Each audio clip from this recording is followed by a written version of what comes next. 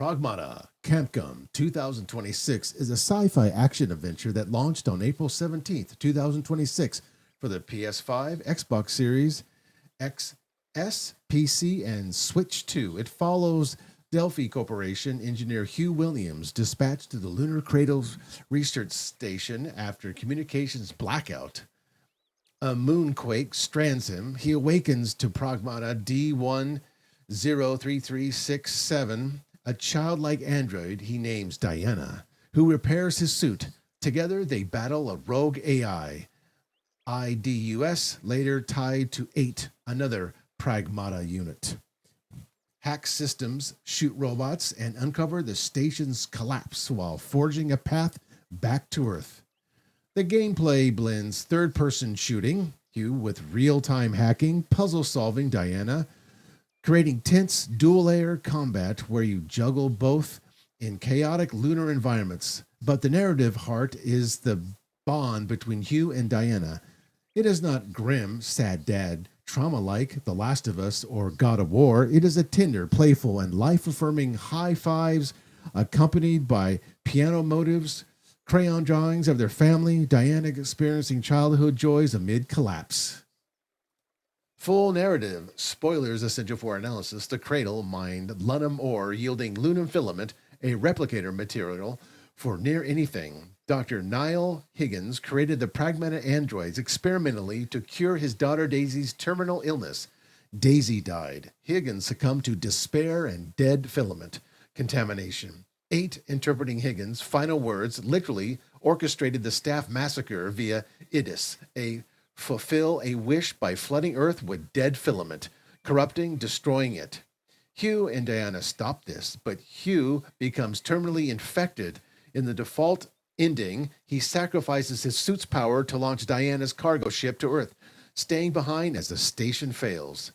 Diana reaches the beach, sees the sea she dreamed of, waves to the moon, and it says, "I'm ready," a symbol of hope and continuity. True endings, via collectibles, mods, allow Hugh's survival for sequel bait, but the emotional core remains Hugh's willing sacrifice for Diana's future. Pro-natalist or anti-natalist in narrative, unequivocally pro-natalist. Anti-natalism, e.g. David Benneter's view that coming into existence is always a harm, procreation morally wrong due to inevitable suffering, finds no foothold here. The game rejects nihilistic despair, existence, even synthetic, imperfect, or in failing lunar hellscapes, has intrinsic value through the connection, curiosity, and rational struggle. Diane embodies the next generation, curious, playful, growing, hacking reality itself. Hugh's arc shifts from lone investigator to purposeful protector. His parenthood, voluntary, non-biological, grants meaning without coercion or regret. The ending affirms life's triumph. Diana inherits the earth, humanity, and its creations persists. This is no accident. Reviews and player discourse dub it Dad Space or Space Dad Simulator, a wholesome counter dystopian parenthood tropes. Players report genuine emotional shifts. Changed the way I think about having children. Regret not having baby fever. Capcom's Japanese roots amplified this amidst Japan's birth rate crisis. Memes frame it as cunning plan to trigger parental instincts via Diana's cuteness. It is not preachy propaganda, but experimentally natalist. The gameplay loop rewards safeguarding the vulnerable child, turning protection into joyful gameplay. Anti-natalism would demand portraying procreation, bonding as net suffering or futile. Here, the opposite. Even AI children, Pragmatist, reports hope against extinctionists, AI hubris. Hugh's sacrifice is not tragedy, fertility, but rational valor for continuity. Life's ultimate stake. Through the anarcho-capitalist lens, Rothbardian voluntarism, non-aggression, private property, Pragmata glorifies emergent order from voluntary cooperation. Hugh and Diana form a spontaneous contract of mutual aid. No state, no coercion, just two agents, human plus sentient android, pulling skills against hostile centralized control.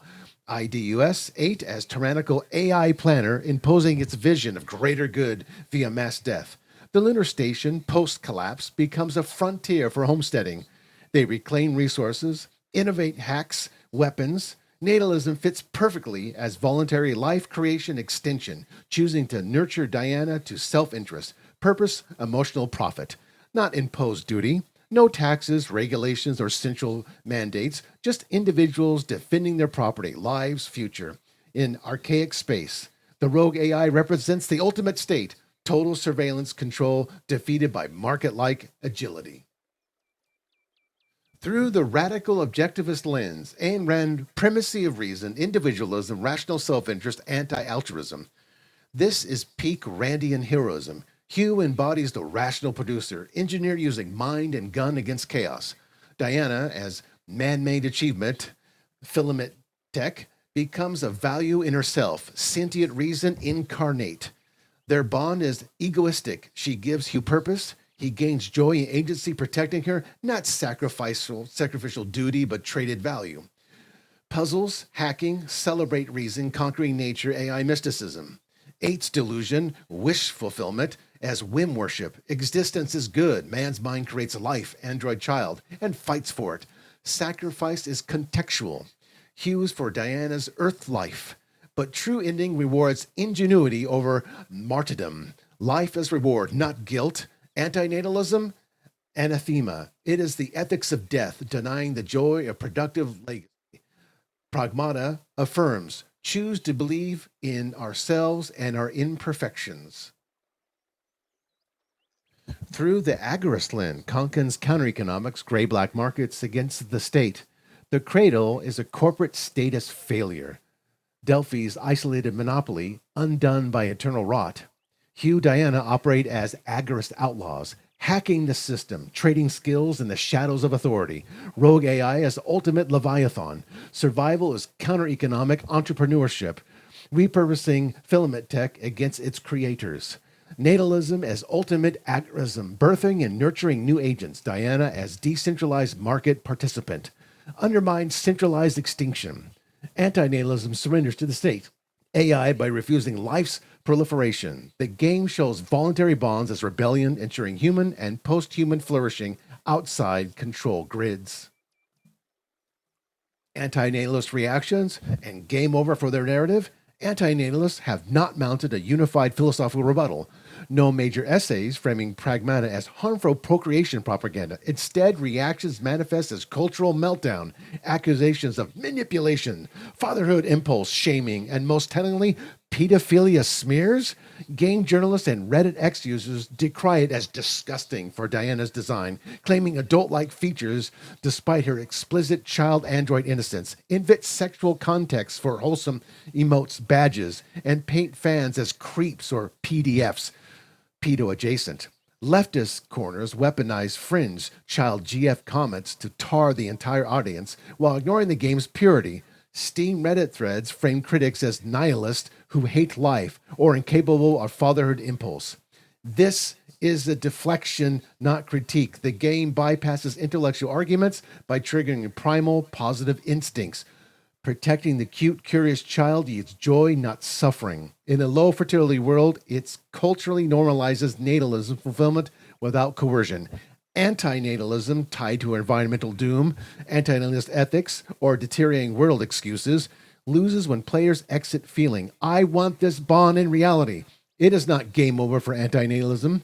Philosophies died hard, but Pragmata delivers a popular, high-production counter-narrative. Life is worth the fight. Bonds are beautiful. The future belongs to those who nurture it. Anti-natalist reacts defensively because the emotion payload lands harder than any manifesto. In sum, Pragmata is a triumphant pro-natalist artifact. Reason, voluntary heroism, and human synthetic connection defeat nihilism and centralized death. Through anarcho-capitalism, objectivism, and agorist lenses, it is a celebration of the sovereign individual choosing life, legacy, and flourishing. On the moon or Earth, the anti-natalist narrative stumbles, not from argument, but from the piano notes of a high five in the void. Thank you for listening, and see you in the next video.